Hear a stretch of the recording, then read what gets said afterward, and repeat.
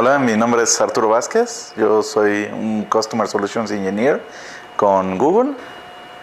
Las matemáticas influyen realmente en todos los aspectos de la programación, desde las cosas más sencillas como realmente identificar qué es lo que tienes que hacer y tomar decisiones al respecto.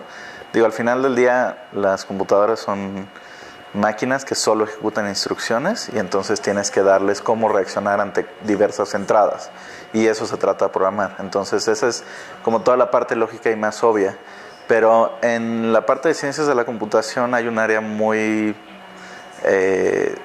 importante que distingue a los buenos programadores de los excelentes programadores, y que es la parte de la complejidad de los algoritmos que usas. Y todo este análisis está basado en análisis matemático que tiene que ver con probabilidad, que tiene que ver con análisis de frecuencias, que tiene que ver también con probar teoremas sobre los algoritmos que estás utilizando. Entonces todo eso son los fundamentos matemáticos, y es por eso que de hecho las ciencias de la computación nacen de las matemáticas, ¿no?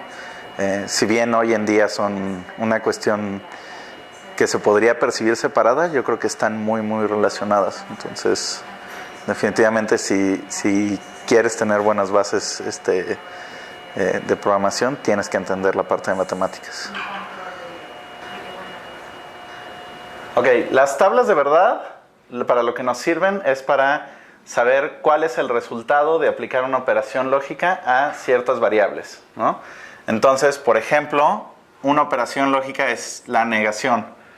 Entonces, si tú tienes una variable a y quieres saber cuál es el valor de no a, entonces puedes construir una tabla de verdad que de acuerdo a los valores de a te dé los valores de no a.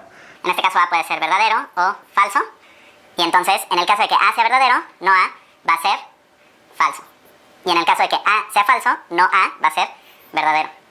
Otro de los operadores lógicos que existen es y. En ese caso necesitas dos variables, vas a necesitar a y vas a necesitar b, y entonces lo que te interesa saber es el valor de a y b, ¿ok? Entonces, para los valores de estas variables tienes cuatro posibilidades: que sea verdadero a y verdadero b, que sea verdadero a y falso b, que sea falso a y verdadero b, o que sea falso a y falso b. Y en esos casos, el resultado de aplicar la tabla, en el caso de A y B, esto es verdadero, cuando ambos son verdaderos, y en todos los demás casos es falso. ¿Ok? Y entonces esta es la tabla de verdad para el operador y. Bueno, en realidad hay un tercer operador, que es el operador o, que también requiere dos variables. Entonces, si tienes A, B, y te interesa el valor de A o B, entonces tienes las mismas posibilidades: verdadero, verdadero, verdadero y falso, falso y verdadero, y falso y falso. En el caso del operador o, va a ser falso cuando ambas sean falsas, y verdadero en todos los demás casos. ¿sí? Y estos son los tres operadores lógicos básicos, y con eso puedes realmente construir todas las teoremas de la lógica proposicional. Entonces, normalmente cuando conoces este tipo de comportamientos es fácil hacer estas abstracciones y construir las tablas de verdad rápidamente en tu cabeza, y con eso puedes escribir código que sea mucho más pequeño a la primera.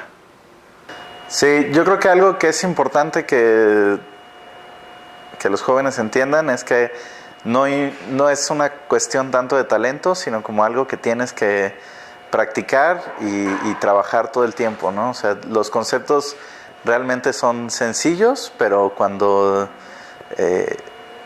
los practicas mucho es cuando se vuelven realmente naturales, ¿no? Entonces es importante que tomen en cuenta todos estos elementos, ¿no? Que tengan buenas bases en matemáticas y lógica, diría yo, y eso les va a facilitar mucho la vida si quieren dedicarse a la parte de programación, ¿no?